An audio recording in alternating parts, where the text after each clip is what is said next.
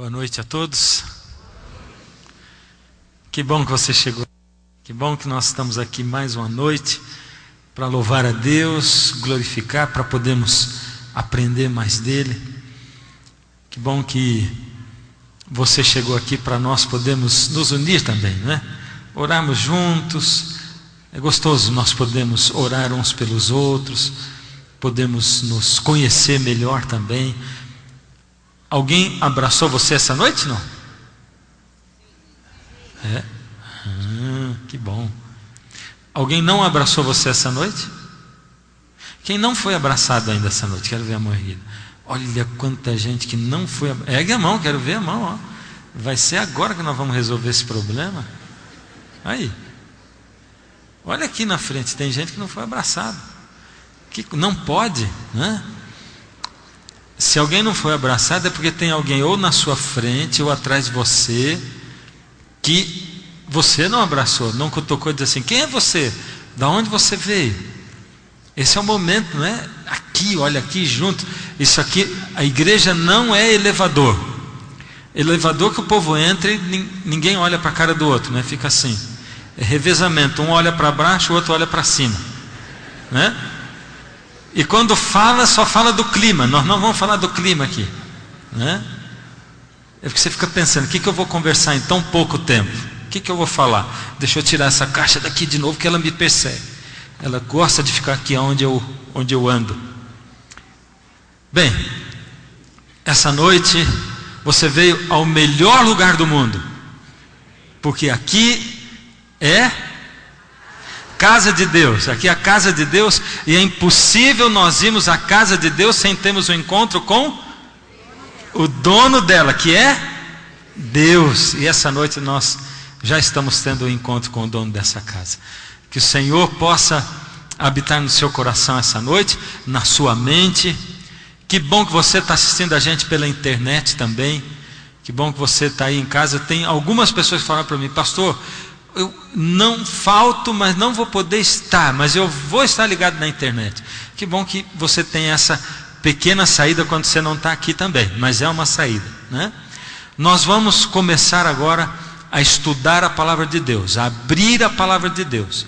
E como nós vamos abrir a palavra de Deus, eu preciso também orar com você.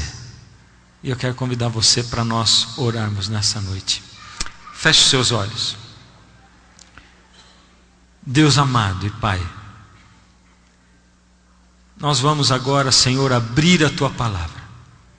Precisamos do Teu poder, da Tua graça, do poder do Teu Espírito sobre nós, Senhor. Ó Senhor, abre a nossa mente para ouvirmos a Sua voz, e o nosso coração para a aceitarmos e acatarmos dentro do fundo da nossa alma. Em nome de Jesus. Amém, Senhor. Amém. Muito bem.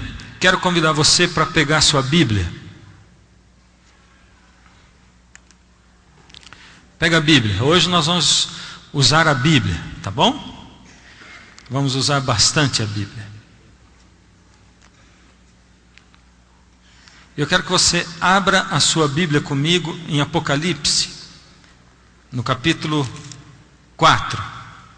Apocalipse capítulo 4.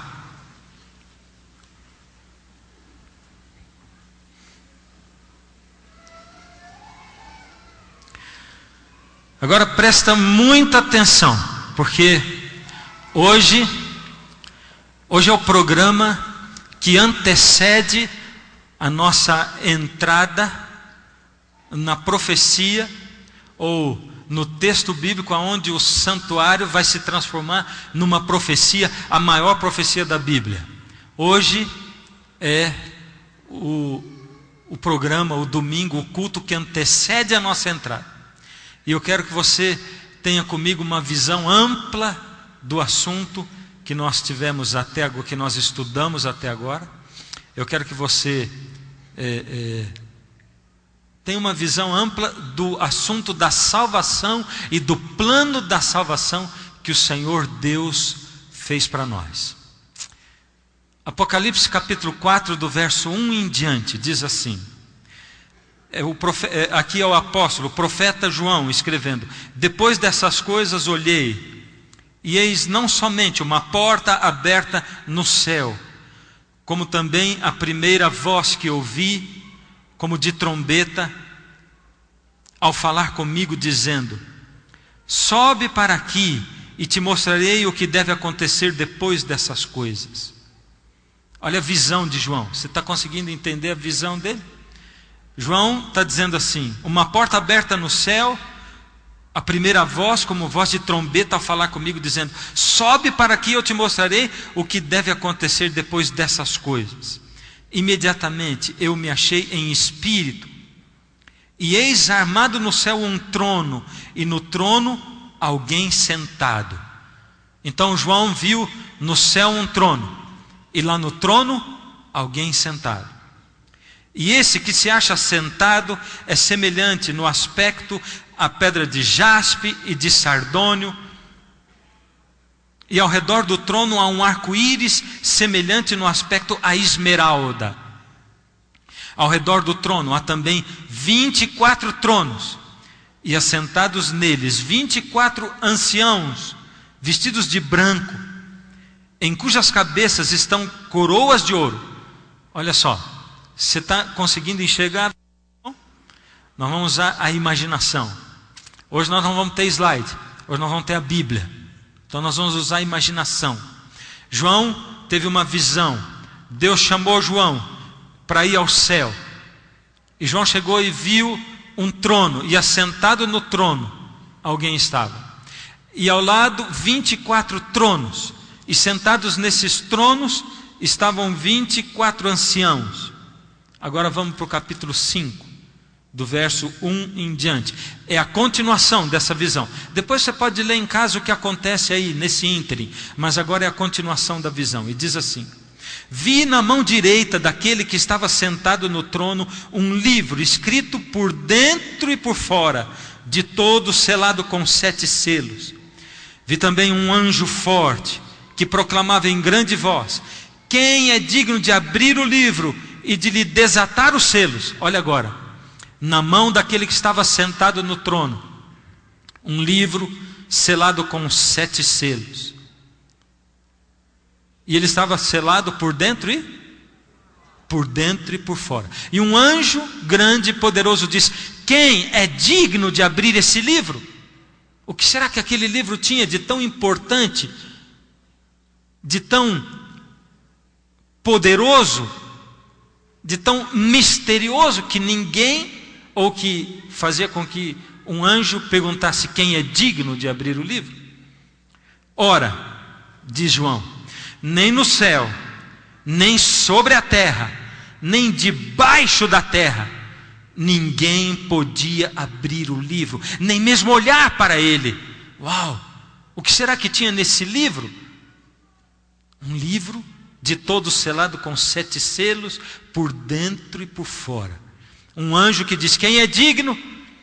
E João diz: não havia ninguém, nem no céu, nem na terra, e nem debaixo da terra, ninguém digno de abrir o livro. Agora, e eu, João, chorava muito, porque ninguém foi achado digno de abrir o livro, nem mesmo de olhar para ele. João chorou por causa disso. O que será que tinha aquele livro que fazia dele tão importante assim, ao ponto de João chorar porque ninguém foi achado, nem no céu, nem na terra, nem debaixo da terra, ou seja, em lugar nenhum ser no universo digno de abrir o livro? Por que João chorou com essa cena? Que livro é esse, selado com 7 selos, por dentro e por fora, e que ninguém no universo foi achado digno de abrir? Que livro é esse? Nós vamos ter que voltar no meu livro predileto para começar a explicar esse negócio. Qual é o meu mesmo? Oh, vocês já decoraram. Vamos lá no Gênesis. E o Gênesis é bem fácil, né? Apocalipse e Gênesis é muito fácil da gente achar, né? Porque o Gênesis é o primeiro, o Apocalipse é o último. A resposta de tudo, ou de quase tudo, está no Gênesis. Gênesis. E quanto mais nós lemos o Gênesis, e quanto mais nós estudamos o Gênesis, e quanto mais nós oramos para Deus iluminar a nossa mente, mais coisas nós vamos enxergando dentro do Gênesis. Agora presta atenção. Vamos dar um tempo lá naquele livro que João viu, naquela visão, o livro selado com 7 selos por dentro e por fora, ninguém digno de abrir, nem no céu, nem na terra, nem debaixo da terra. E agora vamos para o Gênesis, para o começo de tudo. Vamos dar uma olhadinha em Gênesis capítulo 1, verso 26 em diante. Também disse Deus: façamos o homem à nossa imagem, conforme a nossa semelhança. Tenha ele domínio sobre os peixes do mar, sobre as aves do céu, sobre os animais domésticos, sobre toda a terra e sobre todos os répteis que rastejam pela terra. Isso foi Deus conversando, Pai, Filho e Espírito Santo. Só Deus tem poder para criar. E ele diz assim: façamos o homem à nossa imagem. Está no plural. Só Deus pode criar, nenhuma criatura mais. Só Deus, o Criador. Ele tem vida, a vida está nele. E ele diz: façamos o homem à nossa imagem, conforme a nossa semelhança. É um plano, eles estão planejando. Agora Deus coloca em prática. Criou, pois, o homem à sua imagem, a imagem de Deus o criou, homem e mulher os criou. E Deus os abençoou e lhes disse: sede fecundos, multiplicai-vos, enchei a terra e sujeitai-a, dominai sobre os peixes do mar, sobre as aves dos céus e sobre todo o animal que rasteja pela terra. Deus tinha planejado criar o ser humano e colocar o ser humano para dominar sobre a terra e sobre tudo que Deus havia criado na terra. Agora Deus coloca em prática. Ele cria o ser humano, cria todos os animais, a terra inteira, cria o ser humano por último, homem e mulher, macho e fêmea, Deus cria. E ele diz para os dois: dominai. Essa palavra dominar, no hebraico, a palavra é hadar. Hadar, que quer dizer reinar sobre, ter autoridade sobre. Então veja só, quando Deus criou o mundo e criou o ser humano, Deus colocou o homem para dominar, para reinar sobre a terra, para ter autoridade sobre toda a terra. E essa é uma informação importantíssima para nós. Agora vamos um pouquinho para frente no Gênesis. E aqui está escrito, Gênesis capítulo 2, verso 15. Tomou, pois, o Senhor Deus ao homem e o colocou no jardim do Éden para o cultivar e o... Eu quero ouvir essa resposta bem bonita. Para o cultivar e o... guardar. Guardar do quê?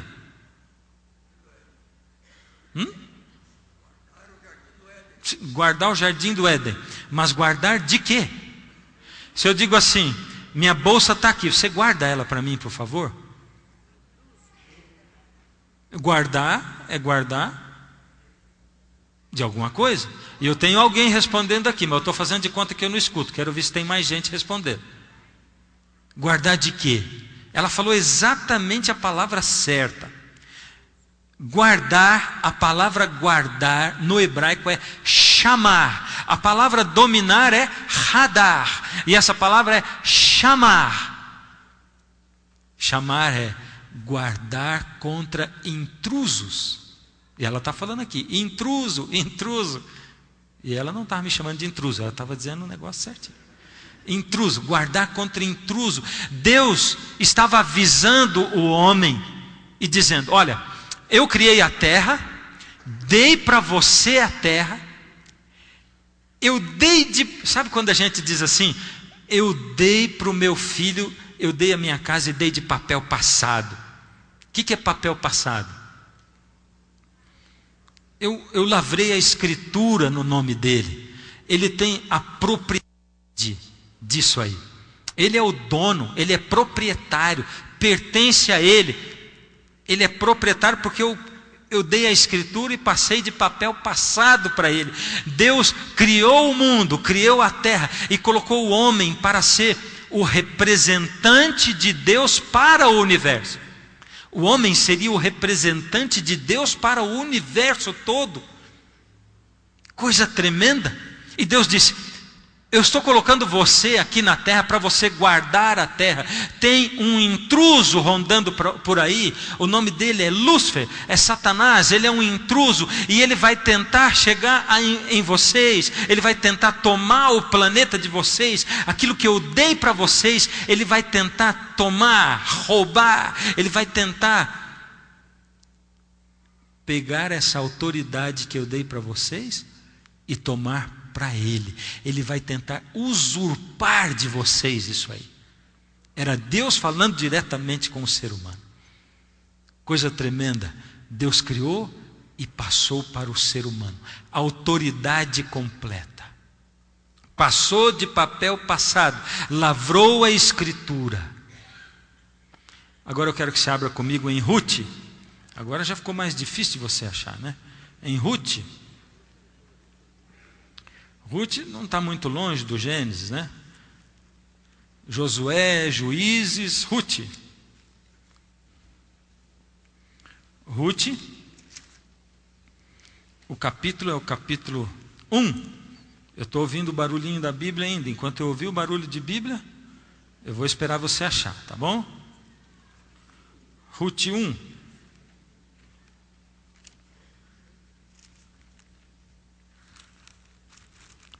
Acharam? Muito bem. Ruth 1. Nos dias em que julgavam os juízes, houve fome na terra. E um homem de Belém, de Judá, saiu a habitar na terra de Moabe com a sua mulher e seus 2 filhos. Este homem se chamava Elimeleque e sua mulher. Os filhos se chamavam Malom e Quilion, efrateus da cidade de Belém. Vieram à terra de Moabe e ficaram ali.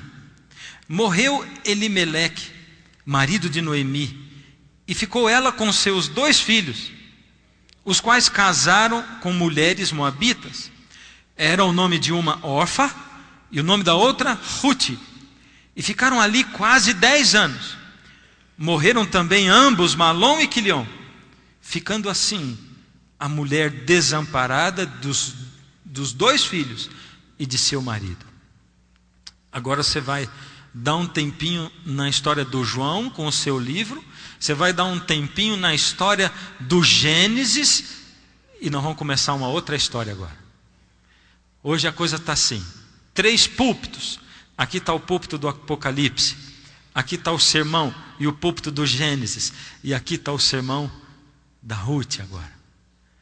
Eu estou abrindo 3 assuntos e depois eles vão se encontrar lá na frente. Olha que história bonita essa história de Ruth.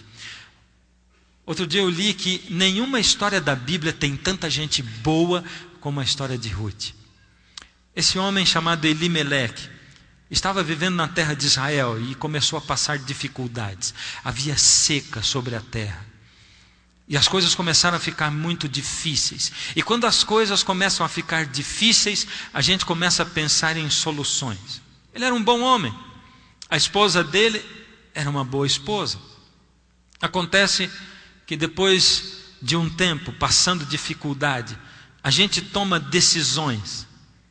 Sabe quando você fica desempregado muito tempo? Sabe quando as coisas vão mal durante muito tempo? Sabe quando você tem muitos problemas e você precisa resolver os seus problemas, mas você vai para um lugar, a porta fechada, vai para outro, a porta fechada, outro fechada, a porta está sempre fechada. E de repente chega uma hora que você entra em desespero. E esse homem chamado Elimeleque entrou em desespero. Ele entrou em desespero e decidiu sair do país dele, sair da terra de Israel e ir para uma terra vizinha, a terra de Moabe. Deus tinha colocado o povo dele ali na terra de Canaã. Deus tinha abençoado o povo, mas o povo vivia se afastando de Deus. Exatamente como acontece hoje conosco, os seres humanos. A gente vive se afastando de Deus, a gente vive correndo de Deus, e Deus vive chamando, Deus vive tocando a sua vida, tocando a sua alma, e dizendo: filho, eu quero você, eu quero abençoar você, eu quero falar com você. Você não quer ouvir minha voz porque, filho, por favor, olha para mim. Entende, eu amo você. Quando eu peço para você fazer isso é porque eu te amo. Quando eu peço para fazer aquilo é porque eu te amo. Quando eu peço para não fazer isso ou aquilo é porque eu amo você também. Entende, filho? E quando você confia em mim e anda nos meus caminhos, você vai encontrar alegria, você vai encontrar prazer. E essas são as bênçãos que Deus promete para nós. Deus promete bênçãos para nós e paz e felicidade, não como quem promete que nós não vamos ter problemas, mas como quem promete que quando nós entendemos Deus, o mundo, como Deus age no mundo, nós somos mais felizes, porque nós entendemos a vida. Mas o povo se afastou de Deus, e eles foram tão longe de Deus, que Deus não podia abençoá-los. Lembra? Deus, Ele é o Deus da liberdade. Se tem uma coisa que Deus respeita nesse universo, é a sua e a minha liberdade de escolha. Deus respeita a nossa liberdade de escolha. Deus morreu na cruz por causa da liberdade de escolha. Porque quando Jesus escolheu criar o ser humano, Ele já sabia o que ia acontecer, ou não sabia? Ele sabia do pecado ou não sabia? Ele sabia do pecado. Por isso, Ele pensou: eu posso criar com liberdade de escolha ou sem liberdade de escolha. Mas não tem graça eu criar sem liberdade de escolha, porque eu preciso seres criados como eu, livres. E se eles com a sua liberdade quiserem me adorar, vai ser uma maravilha, se eles me escolherem. E Deus resolveu morrer para pagar o preço da sua e da minha liberdade de escolha. Então o povo se afastou de Deus, se apartou, foi para longe de Deus. Por isso as bênçãos de Deus não podiam chegar no povo. Ainda hoje é assim.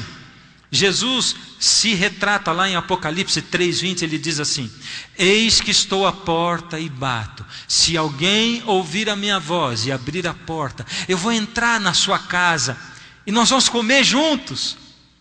Ele está dizendo assim: eu, Deus, não arrombo corações. Eu fico do lado de fora, batendo, esperando você abrir. Satanás arromba corações.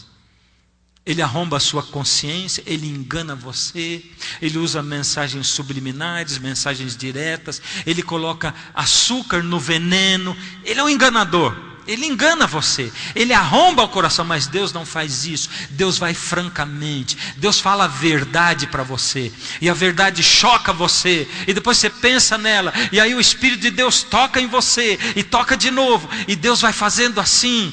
Ou você aceita Deus, ou você rejeita, porque tem uma hora na vida que você diz assim: olha, quer saber de uma coisa? Eu estou indo nessa igreja, mas eu fico falando isso, e fico falando aquilo e aquilo outro, e eu não consigo mudar a minha vida, eu não quero mais saber disso. E muitos desistem da verdade, mas Deus só vai abordar você com a verdade direta, com nada mais. Então, o povo se afastou de Deus, e por isso já não chovia. E aquele homem, embora fosse um homem sincero, um homem de Deus, ele não perguntou para Deus se ele deveria sair da terra dele para ir para outro lugar ou não. E ele foi para Moabe. Muitas pessoas fazem escolhas e decisões importantes na vida, não é? Mudar de cidade, mudar de país, casar com uma pessoa, namorar com uma pessoa. Você pergunta para Deus se você deve fazer isso ou aquilo? Costuma perguntar para Deus? Ou você toma todas as suas decisões sozinho, e depois quando um monte de coisa dá errado, você fica assim: por que Deus fez isso comigo? É assim que você faz? Comprar um apartamento, comprar um carro financiado. Se tem uma coisa boa é comprar um carro, não é mesmo? É ou não é? É ou não é? No primeiro eu fiquei prestando atenção para ver se eu ouvia mais voz de homem do que de mulher. Mas eu não sei se eu ouvi não.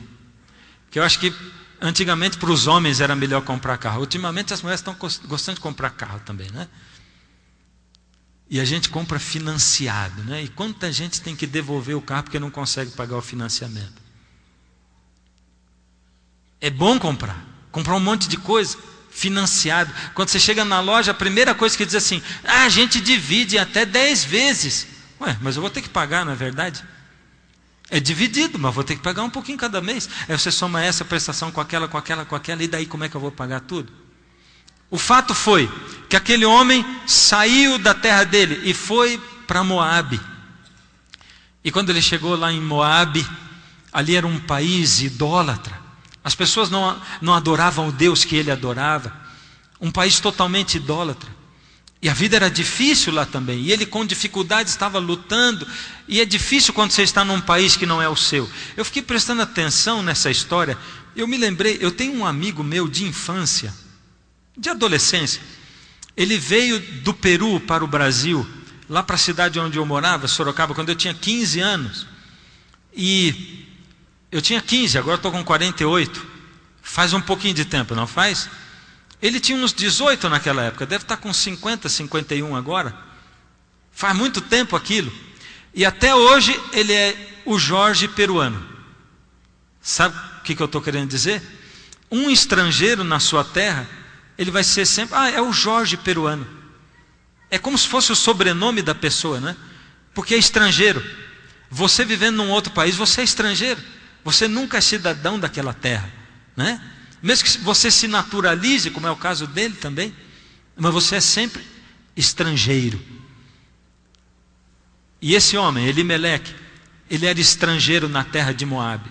Acontece que nem tudo deu como ele imaginava, e ele morreu. E ele deixou a mulher dele viúva. Como era o nome da mulher dele? Noemi. Noemi ficou viúva. Viúva em termos, porque nessa época uma mulher só era considerada viúva se ela não tivesse presença de homem na família. Dá para você entender? Porque viuvez era como que um status social. Entende? Um status social, uma classe social. E viúva era aquela que não podia sobreviver sozinha. E a mulher, como não podia trabalhar, ela não sobrevivia sozinha se ela não tivesse um homem cuidando dela. Mas ela tinha 2 filhos, um chamava Maalon e o outro chamava Quilion, e eles davam assistência para ela. Então ela ainda não era considerada no status de viúva. Noemi ainda não era viúva, embora não tivesse um marido. E o Maalon e o Quilion se casaram com 2 moças moabitas daquela terra, onde o povo não acreditava em Deus e não amava a Deus. O nome das 2 eram Orfa e Ruth. Muito bem. Acontece que passou um tempo, uns 10 anos, e os 2 filhos de Noemi morreram também. Maalon morreu e Quilion morreu, os 2 morreram. Agora ficou Noemi viúva, Ruth e Orfa, as 3 ficaram viúvas, e não tinham proteção de homem nenhum, e elas não podiam trabalhar, e com um sofrimento terrível no coração, estrangeira. Ruth se lembrou que Deus, quando Ele colocou o povo de Israel lá na terra de Canaã, Deus criou leis para cuidar das pessoas. Deus sabia que os homens iriam se endividar, por exemplo, e Deus criou leis para que os homens não perdessem tudo. Deus é maravilhoso. Deus pensa em detalhes, e Deus pensou, sabe de uma coisa? Esses homens estão indo para a terra de Canaã, eles vão ganhar cada um pedacinho de terra, e foi o que aconteceu. Todo mundo ganhou um pedaço de terra para sobreviver. Mas Deus pensou, eles vão comprar coisa, eles vão se endividar, e eles vão perder tudo, eles vão vender a propriedade deles. Então vou botar uma lei, que a cada 50 anos vai ter o ano jubileu, e no ano jubileu, todo mundo que perdeu a sua terra, teve que vender por causa de dívida, vai receber de volta a terra. Então quem comprava a terra do outro endividado, sabia que no ano do jubileu, ele ia ter que devolver a terra para aquele que se endividou. Que coisa tremenda! Você sabia disso? Que isso está na Bíblia? Era a providência de Deus para aquele povo. E Deus colocou outras leis. Por exemplo, Deus colocou uma lei onde um homem que tivesse que vender a propriedade, Ele não precisaria esperar 50 anos para reaver a sua propriedade. Se um parente dele, o parente mais próximo, tivesse condição financeira e pudesse comprar de volta a terra, o outro que tinha a terra dele era obrigado a vender, e o parente resgatador devolveria a propriedade. E tem mais. Naquela época se dava muita importância para a perpetuação do nome da pessoa. Um homem que viesse ao mundo, casasse e não tivesse filhos, a descendência dele ia morrer com ele. E isso era sinal de vergonha para eles. Então Deus pensou e bolou um jeito e disse: se o parente resgatador ele for solteiro, ele compra a terra e ele se casa com a viúva. O filho que ele tiver com a viúva, ele vai colocar o sobrenome do marido dela que morreu, para que o nome dele permaneça.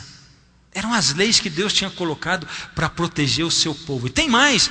Deus diz assim: olha, as mulheres que ficarem viúvas, elas não podem trabalhar, elas não podem comprar a terra dos seus maridos de novo, e se elas receberem a terra de volta no ano jubileu, não vai adiantar nada, porque mulher não pode trabalhar a terra. É assim que funciona a sociedade machista de hoje. Então vamos fazer o seguinte: vocês que plantam vinhas, vocês que plantam trigo, quando vocês fizerem a colheita, não tira todo o cacho de trigo, deixa um pouquinho, deixa sempre um tanto, porque depois que vocês fizerem a colheita, as mulheres viúvas, elas vão poder ir lá e colher o que sobra, e elas vão poder vender para que elas possam viver. Que Deus maravilhoso esse Deus. Deus pensou em todos os detalhes. Deus pensa nos detalhes para a sua vida e para a minha vida também. Deus não deixa a gente nunca desamparado, se nós, ao nos depararmos com os problemas dessa vida, com as aflições, se nós perguntarmos para Deus o que nós devemos fazer. Pergunta para Deus, e você vai ver Deus respondendo.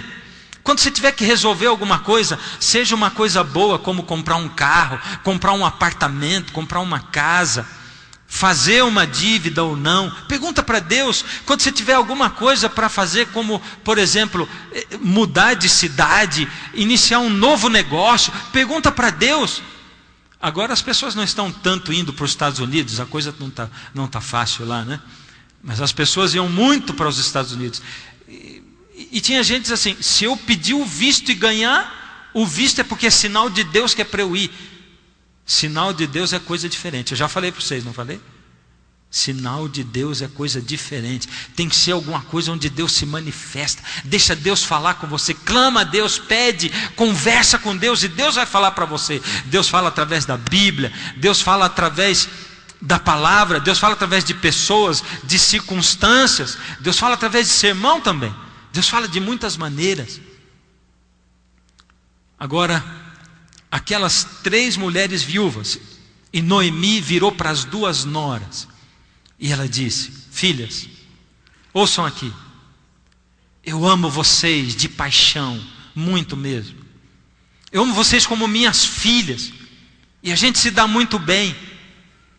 Mas sabe, filhas, eu preciso voltar para a minha terra, porque aqui nessa terra de vocês eu não tenho como sobreviver. Na minha terra Deus providenciou uma maneira de eu viver, e eu posso ir lá pegar nas plantações o que os plantadores deixam, porque lá Deus mandou deixar para a gente, e eu posso ir lá e eu posso sobreviver disso.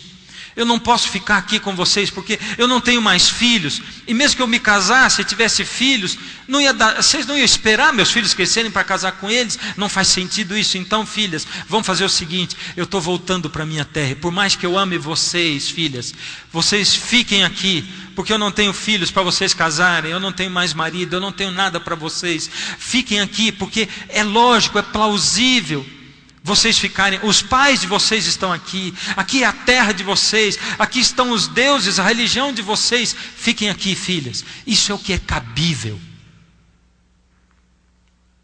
As 2 começaram a chorar, porque elas amavam a sogra de paixão também. Era uma família maravilhosa, unida, que se dava bem. Elas tinham aprendido a amar Noemi, e elas começaram a chorar. Orfa chorando foi, abraçou a sogra, pegou a trouxinha de roupa dela e foi embora. Das duas noras, qual das duas é a nora má? Ruth ou Orfa? Essa opção eu não dei, só dei duas. Nenhuma? Nenhuma das duas? Das duas, quem fez errado? Ruth ou Orfa? O que ela fez estava errado? Ficar na terra dela, com os pais dela, com a religião dela, com a cultura dela, estava errado? Era plausível. Era plausível. Aí Noemi olhou para Ruth e ela disse: filha, agora é a sua vez, filha. Ela disse: é verdade, agora é minha vez. É minha vez de falar e sua vez de escutar. Ouça bem o que eu vou te falar. Para com essa história de minha terra, meus deuses, minha religião, meus pais, minha cultura. Para com isso, porque eu não quero saber disso. Para com essa coisa de é plausível vocês ficarem aqui. Para com isso, porque eu amo você. Eu aprendi a amar o seu Deus e respeitar o seu Deus. Por isso, aonde quer que você for, eu vou também. E aonde você pousar, eu vou pousar. Porque o seu povo é o meu povo e o seu Deus é o meu Deus. Ruth não aceitou o mínimo indispensável. Ela não aceitou o plausível. É isso que o apóstolo Paulo diz quando ele diz assim: todas as coisas me são lícitas, mas nem todas me convêm. Sabe o que acontece? Eu posso fazer todas as coisas desse mundo. Deus está dizendo: eu sou o Deus da liberdade. Eu permito você fazer tudo o que você quiser. É assim mesmo? Deus permite eu fazer tudo o que eu quiser? Sim ou não? Sim ou não? Deus me permite fumar? Sim ou não? Sim ou não? Deus me permite beber? Sim ou não? Sim ou não? Sim, Ele permite. Mas convém a mim? Não convém. Todas as coisas me são lícitas, mas nem todas as coisas lícitas convêm para mim. Eu sou livre para fazer. Deus me dá liberdade, a não ser as coisas que estão na lei de Deus. Aí Deus não permite fazer, diz: não faça isso. Mesmo assim, Ele me dá liberdade para fazer. Você quer fazer? Faz isso. Quer fazer? Faz. Mas eu não aconselho você fazer isso. Se quiser ser feliz, faz desse jeito. Não mata, não adultera, não rouba, não fica fofocando dos outros. Isso vai se voltar contra você. E Deus dá um monte de instruções. E Ruth diz: para com esse negócio de plausível. O mais incrível, olha depois. Aonde você acha depois o nome de Orfa na Bíblia, depois dessa história? Lugar nenhum. E aonde você acha o nome de Ruth na Bíblia depois? Sabe aonde? Na genealogia de Jesus, porque Jesus foi descendente de Ruth. Foi isso que aconteceu. Ela não se contentou com o mínimo indispensável, ela queria mais. Tem algumas pessoas que se contentam com o mínimo indispensável para Deus. Eu vou dar para Deus o mínimo indispensável. Sabe o que é o mínimo indispensável? O mínimo indispensável é eu ir na igreja. É isso que é o mínimo indispensável. Eu não tenho tempo para Deus. Eu também não clamo a Deus.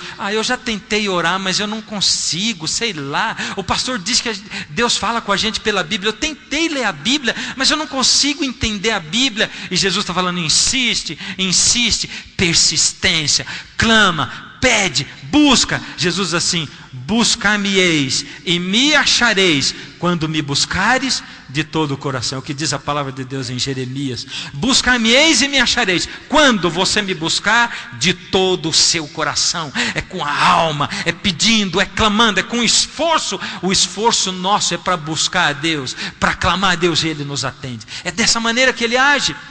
Aí tem gente que só circunda, né? Mas não chega de fato em Deus. Fica dando as voltas, mas não chega em Deus de fato. Não adianta nada isso. As duas voltaram lá para a terra. E quando eles chegaram lá em Jerusalém, Ruth foi ceifar, falou para a sogra: fica aí, descansa, você já está idosa, deixa que eu vou lá, eu vou colher. E ela foi num campo de um homem chamado Boaz. Boaz era um homem muito bom. O nome até diz, Boaz. Não tem nada a ver, estou inventando a história. Dá certo em português, né? Boaz, ele era muito bom. Ele era bom mesmo, um homem de caráter, íntegro. E Boaz, ele percebeu que Ruth estava ali ceifando. E ele perguntou: quem é essa moça?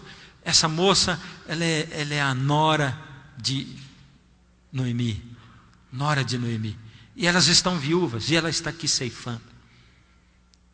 E quando ela voltou para casa, a sogra perguntou: no campo de quem você está? No campo de Boaz. E sabe de uma coisa? Boaz pediu para os homens deixarem mais, para eu poder colher mais, para trazer para casa. Por isso que eu trouxe esse monte de coisa que eu colhi. E a sogra, que era uma mulher inteligente, e ela conhecia de corações, e na sua maturidade ela sabia como é que funcionava o coração de um homem. Ela disse: Ruth, minha filha, pintou um clima. É ou não é? Ela percebeu logo de cara. E ela deu lá umas instruções para Ruth. E falou: Ruth, faz assim, assim, assim. E não é que a coisa deu certo.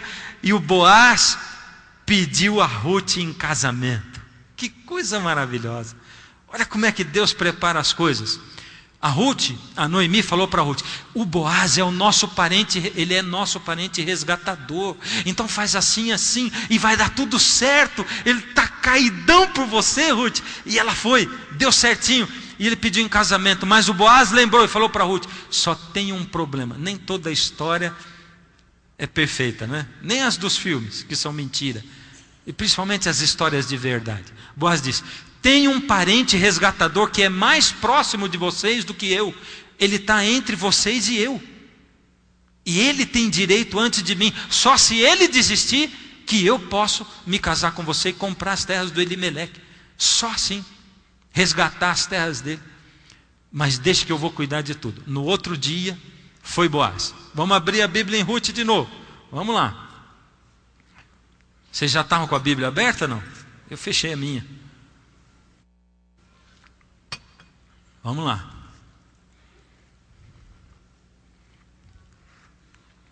Vamos achar onde é que está.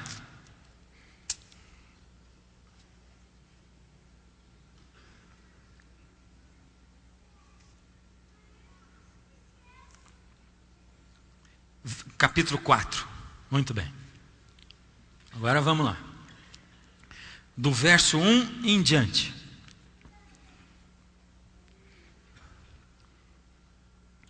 Boaz subiu à porta da cidade e assentou-se ali. Eis que o resgatador de que Boaz havia falado ia passando. Então lhe disse: ó fulano, chega-te para aqui e assenta-te. Ele se virou e se assentou. Então Boaz tomou 10 homens dos anciãos da cidade. 10 homens do que mesmo? Eu quero ouvir vocês falarem. Dos anciãos da cidade, e disse: assentai-vos aqui. E assentaram-se. Deixa eu falar um negócio para vocês. Vou abrir um parênteses aqui. A arqueologia é uma das ciências que nos ajuda a comprovar a veracidade da Bíblia. E achados arqueológicos têm encontrado, quando eles escavam, cidades dessa época. Junto do muro da cidade, eles encontraram cadeiras, tronos que ficavam bem pertinho do muro, para o lado de dentro da cidade. Essas cadeiras, esses tronos colocados ali, eles eram usados para julgamentos. E como é que acontecia um julgamento? Nós estamos assistindo aqui uma cena de julgamento. Boaz chamou, e eles chamavam anciãos da cidade, homens de experiência, homens respeitados, de certa idade, colocava os anciãos assentados naqueles tronos, e eles iam julgar o caso. Agora vamos ver. Disse ao resgatador: aquela parte da terra... então vamos ler o 2 de novo. Então Boaz tomou 10 dos anciãos da cidade e disse: assentai-vos aqui. E assentaram-se. Muito bem. Disse ao resgatador: aquela parte da terra que foi de Elimeleque, nosso irmão, Noemi, que voltou da terra dos Moabitas, a tem para venda. Resolvi, pois, informar-te disso e dizer-te: compra na presença destes que estão sentados aqui e na de meu povo. Se queres resgatá-la, resgata. Se não, declara, para que eu o saiba, pois outro não há, senão tu que a resgate, e depois de ti eu. Respondeu o parente resgatador: eu a resgatarei. Entornou o caldo. Olha só o que o resgatador disse. O Boaz falou assim: você é o primeiro na fila, você pode resgatar. Se você não resgatar, depois de você estou eu na fila. Você quer resgatar a terra que era do Elimeleque? E ele disse: quero. Agora, Boaz não era bobo nem nada.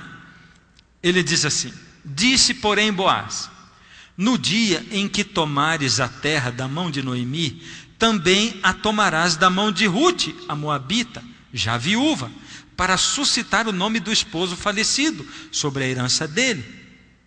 Então o Boaz diz assim: só tem mais uma coisinha.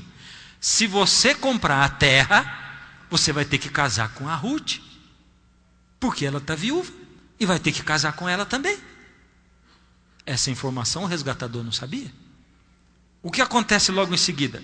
Então disse o resgatador: para mim não a poderei resgatar, para que não prejudique a minha.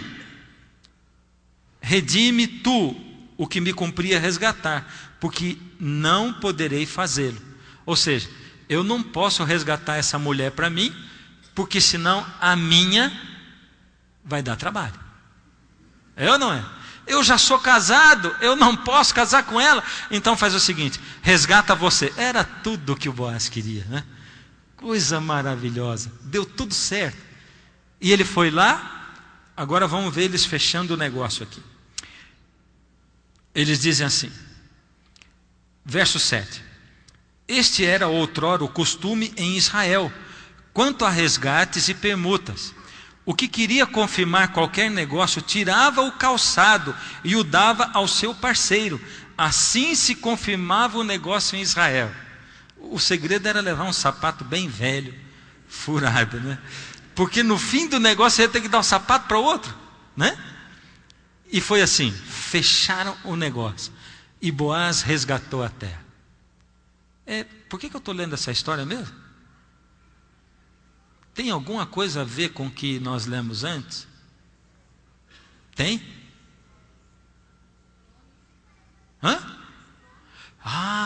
Tronos, o que mais?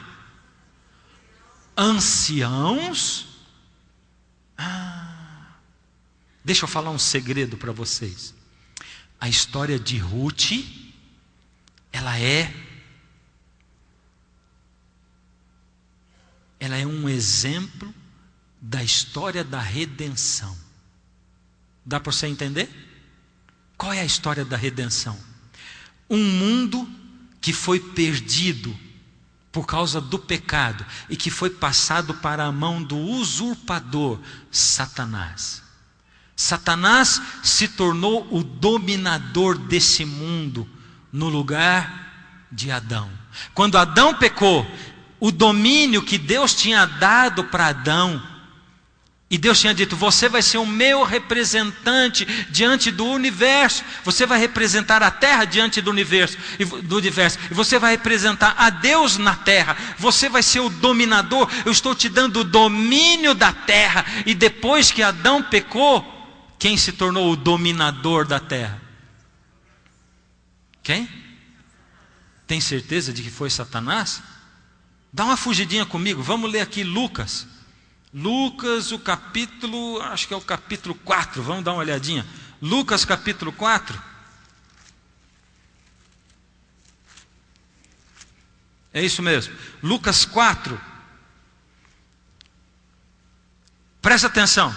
Deus criou o mundo, deu a autoridade do mundo. Deus deu a terra de papel passado para Adão. Deus lavrou a escritura e deu na mão de Adão e disse: você domina sobre tudo, eu estou pondo na sua mão, você é o guardador dessa terra, você tem autoridade sobre toda essa terra. Adão vendeu a terra para Lúcifer, e Lúcifer passou a ser o usurpador da terra, o dominador desse mundo. Olha só o que Lúcifer diz. Aqui nós vamos chegar em Lucas capítulo 4, quando Satanás pega Jesus e o leva para cima de um pináculo para poder tentar Jesus. E ele tenta Jesus, e diz verso 5: e elevando, mostrou-lhe num momento todos os reinos do mundo. Satanás elevou Jesus e mostrou num momento todos os reinos do mundo. Disse-lhe o diabo: dar-te-ei esta... O que diz aí na sua Bíblia? A autoridade, dar-lhe-ei toda essa autoridade e a glória desses reinos, porque ela me foi entregue e eu a dou a quem eu quiser. Portanto, se prostrado me adorares, toda será tua. Satanás diz assim: eu vou te dar, está vendo todos esses reinos, esse mundo todo? Eu vou te dar essa autoridade, porque ela me foi dada, e eu dou para quem eu quiser. Quem foi que deu a autoridade dos reinos desse mundo para Satanás? Quem deu? Adão. Adão entregou, Deus entregou a terra de papel passado, a escritura da terra para o ser humano, deu para ele dominar. Adão pecou, entregou a autoridade toda nas mãos de Lúcifer, e é isso que ele diz em outro lugar na Bíblia, em Jó. Dá uma olhada em Jó. Vamos ver o que diz ali em Jó. Jó capítulo 1. Olha que coisa tremenda, a conversa entre Deus e Satanás, Deus e Lúcifer. E olha que revelação tremenda no livro de Jó. Aqui diz assim, deixa eu perguntar um negócio para você. Existem outros mundos além do nosso, habitados? Segundo a Bíblia, existe ou não? E nós vamos descobrir agora em Jó. Verso 6: num dia em que os filhos de Deus vieram apresentar-se perante o Senhor, veio também Satanás entre eles. Então perguntou o Senhor a Satanás: de onde vens? Satanás respondeu ao Senhor e disse: de rodear a terra e passear por ela. Espera aí, eu chego aqui hoje à noite, e ao invés de cumprimentar vocês como eu cumprimento todo domingo, eu disse: boa noite. Boa noite, vocês dizem. Eu digo: sabe de onde eu vim? Vocês dizem: não, de onde? E eu digo: estou acabando de chegar do planeta Terra. Ridícula essa resposta, não é? Por quê? Porque eu não posso sair do planeta Terra, né? E eu não posso ir para outros planetas também. Eu estou na Terra, eu nasci aqui, vou viver a vida inteira aqui, você também. Se você me dizer: estou vindo do planeta Terra, primeira coisa que eu vou dizer: coitadinho, não é bom da cabeça não, né? Não conhecia também, não sabia. Quem gosta do planeta Terra? Mas Deus perguntou para Lúcifer, disse: da onde você está vindo? E ele disse: do quê? Eu tenho vindo do planeta Terra. Agora presta atenção no que disse antes: num dia em que os filhos de Deus vieram apresentar-se perante o Senhor, veio também Satanás entre eles. Que filhos do Senhor vieram se apresentar diante dele? São os anjos aqui? Ou os anjos vivem na presença de Deus? Os anjos vivem na presença de Deus, mas aqui está dizendo: no dia em que os filhos de Deus vieram apresentar-se perante o Senhor, veio também Satanás entre eles. E quando você lê no hebraico e você vê o que está escrito assim: Deus pergunta para Satanás: de onde vens? Deus está querendo dizer assim: o que você está fazendo aqui no céu? Satanás se apresentou nessa reunião no céu como o representante da terra. Ele tinha usurpado o trono da terra, ele tinha arrancado da mão de Adão, ele tinha tirado o domínio da mão de Adão, e agora ele se viu no direito de, quando Deus estava reunindo os representantes de outros mundos, de ele ir representando a terra. E Deus pergunta: da onde você vem? E ele diz: eu estou vindo do meu domínio da terra. É isso o que o hebraico quer dizer nesse lugar. E Deus não diz assim: mas você não é o dominador. Deus não discute isso. Pelo contrário, Deus diz assim: mas você que está vindo do seu domínio da terra, você viu lá no seu domínio o meu servo Jó?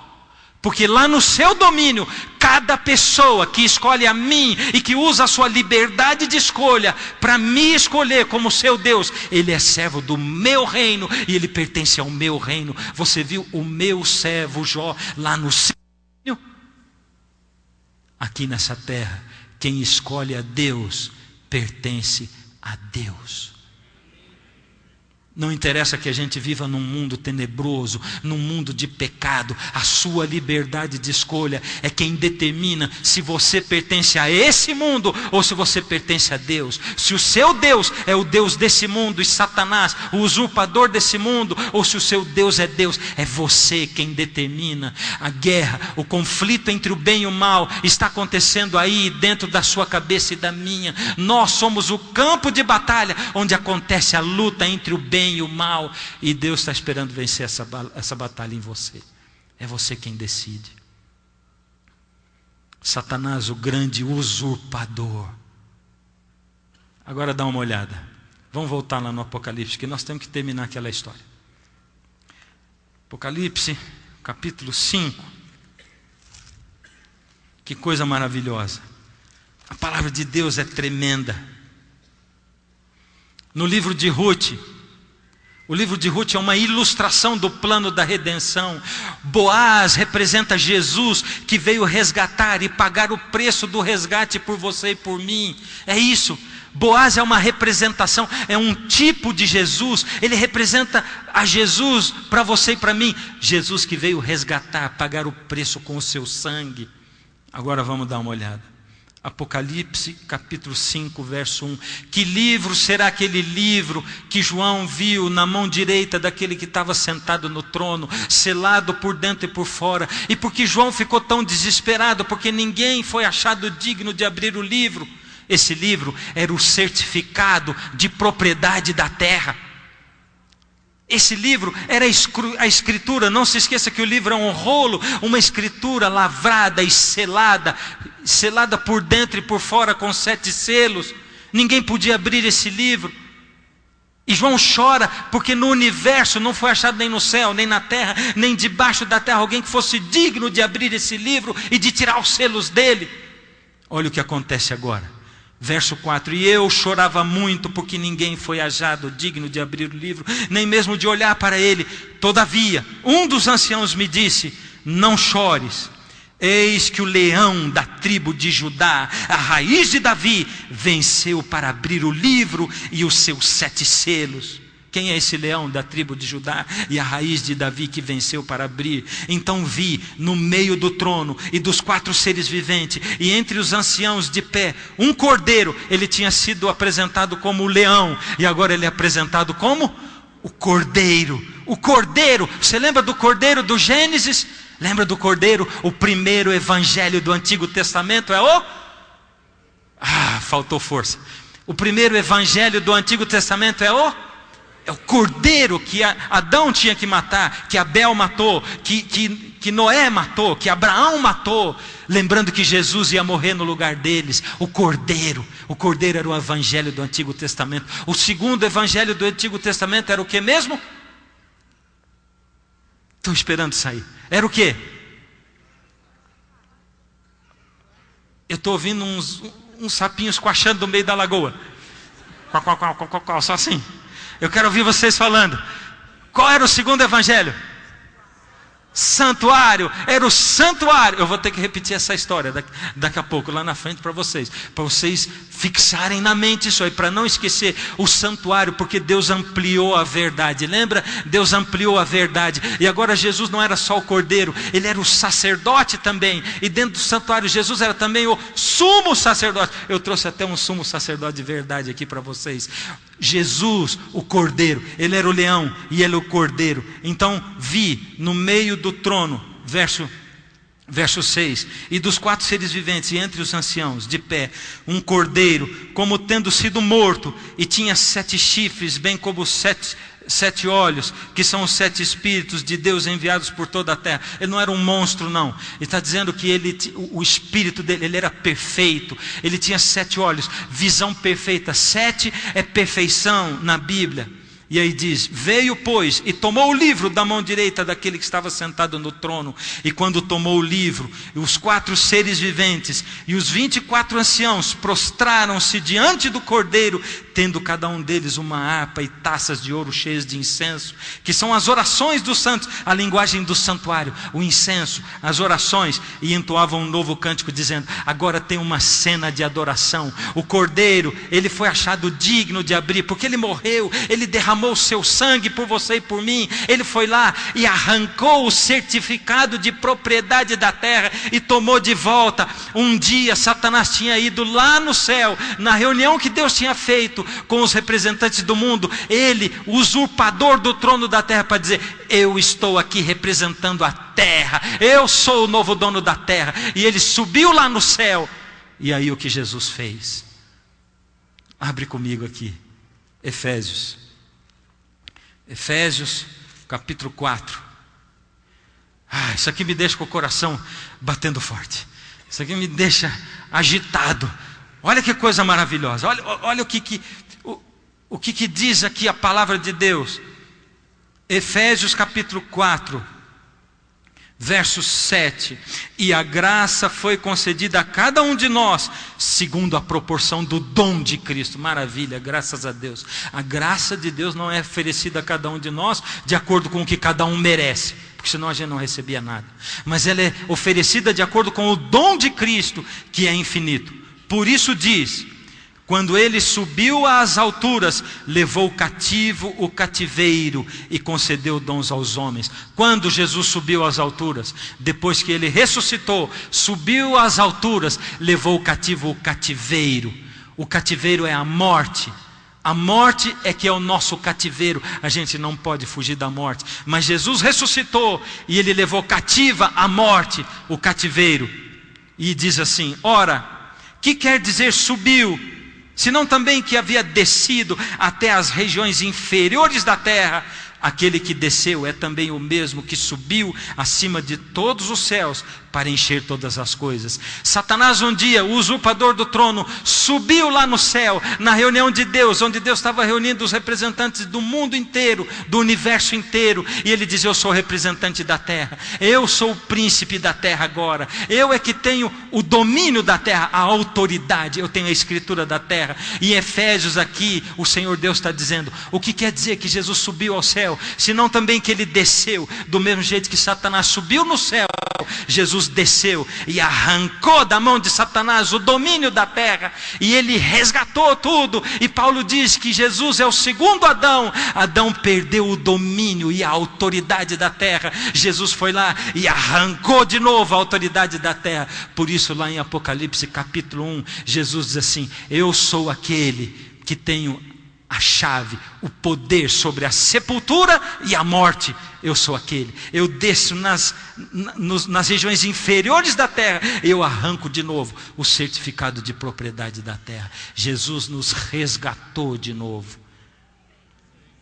Jesus nos tomou nas suas mãos de novo.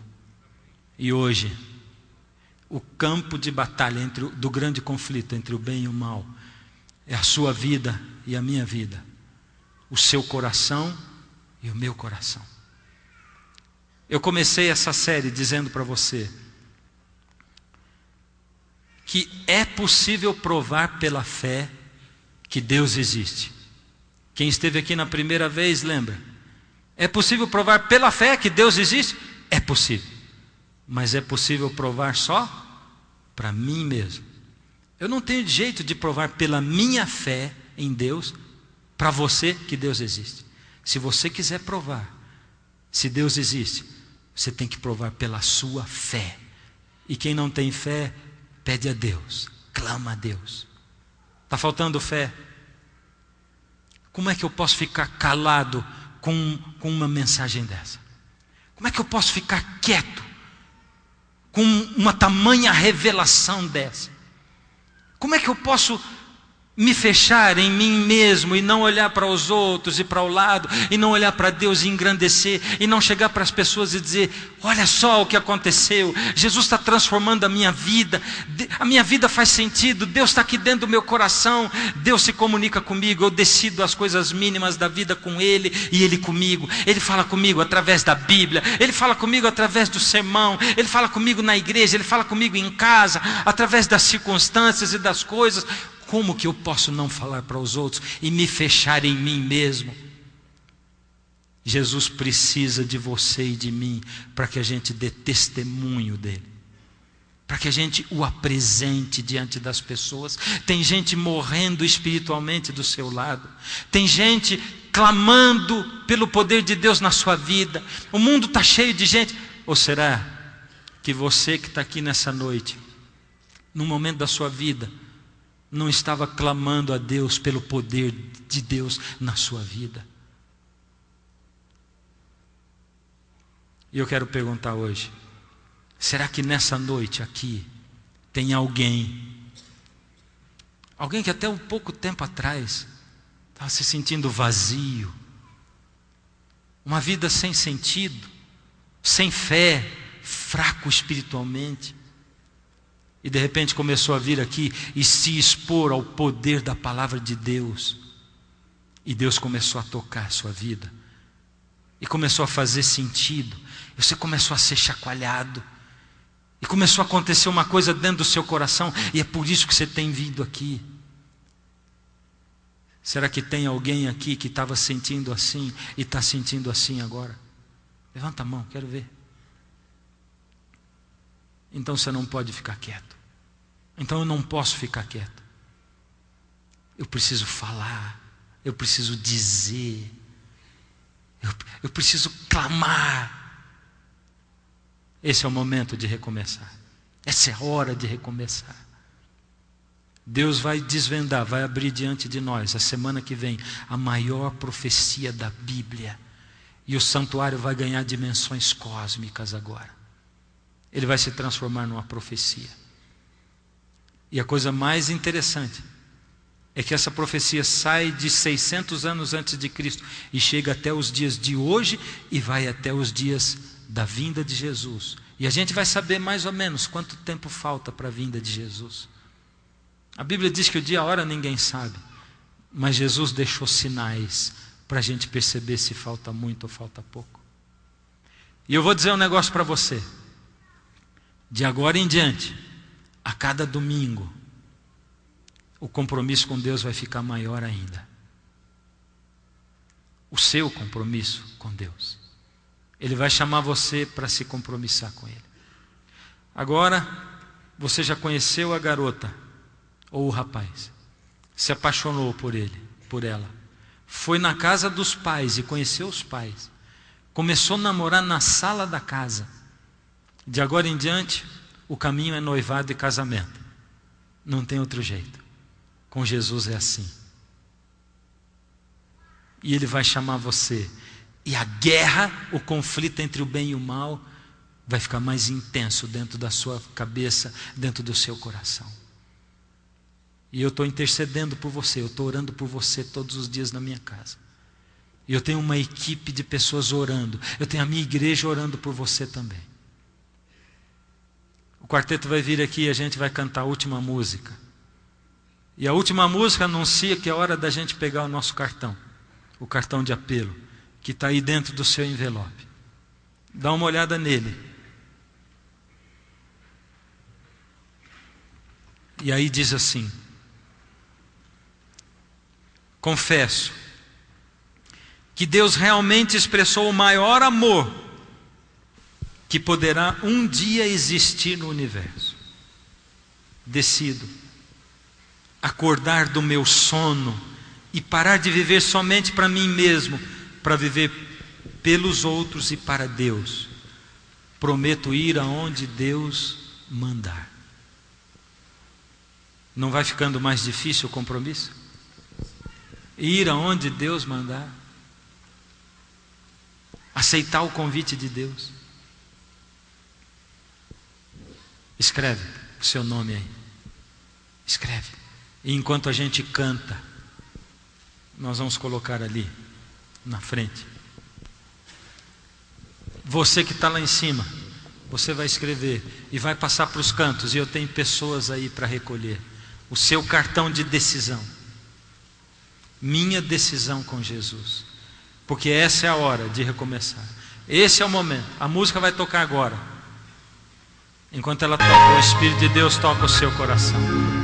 Enquanto ela toca, Jesus fala com você, no seu coração, na sua alma, na sua vida, na sua mente. E você vai trazer. Esse é um ato que diz muito, porque você vai estar dizendo: eu aceito o Senhor, eu coloco minha vida nas suas mãos, e eu faço agora em minha entrega. A sua entrega é total. Você não pôde mais adiar. Jesus chegou ao seu coração, chamou por seu nome, você atendeu. Algumas lágrimas vêm e vão lavando qualquer temor. O Santo Espírito está aqui, lhe abraça e lhe diz o quanto esperou. Sua vida vai desabrochar, vai sorrir, vai cantar, começando aqui e por todo sempre. O amor de Deus vai lhe acompanhar. Ele prometeu, jamais vai deixá-lo. Você não estará sozinho a vagar.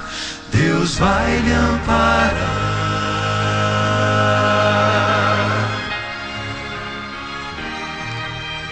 Ainda dá tempo de você vir, vem. Você que está aí em cima, passa o seu cupomzinho, o seu cartão. Passa para o lado, tem gente aí para recolher. Você que é membro da igreja que está em cima, ajuda, recolhe. Esse é momento de entrega, de decisão do lado de Jesus. Se o amanhã lhe trouxer temores, dúvidas e pesar, Jesus ao seu lado vai estar para completar o que começou. Sua vida vai desabrochar, vai sorrir, vai cantar, começando aqui e por todo sempre. O amor de Deus vai lhe acompanhar. Ele prometeu, jamais vai deixá-lo. Você não estará sozinho a vagar, começando aqui e por todo sempre. O amor de Deus vai lhe acompanhar. Ele prometeu, jamais vai deixá-lo. Você não estará sozinho a vagar. Deus vai lhe amparar.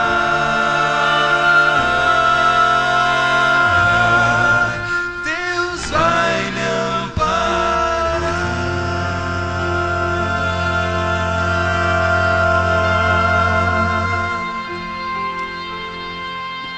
Fecha os olhos. Deus amado, entrego nas suas mãos a minha vida, Senhor, e a vida de cada um que está aqui. Ó Senhor, um dia o Senhor entregou esse planeta para Adão. Ele nunca mais vai ser o líder desse mundo, porque aquele que nos resgatou, o nosso parente resgatador, o Senhor Jesus, Ele é quem vem para morar conosco toda a eternidade aqui, segundo revela a sua palavra. E aqui não haverá noite, porque a presença do Senhor vai fazer luz dia e noite. E essa será uma terra de alegria, Senhor. Ó Senhor, obrigado pelo Senhor Jesus, pelo amor maravilhoso, pela liberdade que nós temos. Mas nós temos aqui nesse mundo uma missão difícil, o Senhor sabe. Nós temos a missão de aceitar ao Senhor, de entregar a nossa vida ao Senhor, de crescer com o Senhor, de deixar com que o Senhor viva na nossa vida. Ó Senhor, muitos aqui não têm conseguido se entregar ao Senhor. Toma essas vidas nas suas mãos, Senhor. Ó Senhor, anula as forças do inimigo, que não é nada diante do Senhor. Ele foi o usurpador, mas o Senhor já tomou das mãos dele o domínio dessa terra. E daqui a pouco o Senhor vem para restaurar tudo, Senhor. Ó Senhor, entra nessas casas, nesses lares, nesses corações, à medida em que eles permitem, em que eles dizem, sim, Senhor, eu aceito, Senhor. Toca nesses corações, continua batendo, insistindo, Senhor, para que eles abram. Ajuda-nos a estarmos dispostos a fazer o que o Senhor pedir e irmos aonde o Senhor mandar. Em nome de Jesus. Amém, Senhor.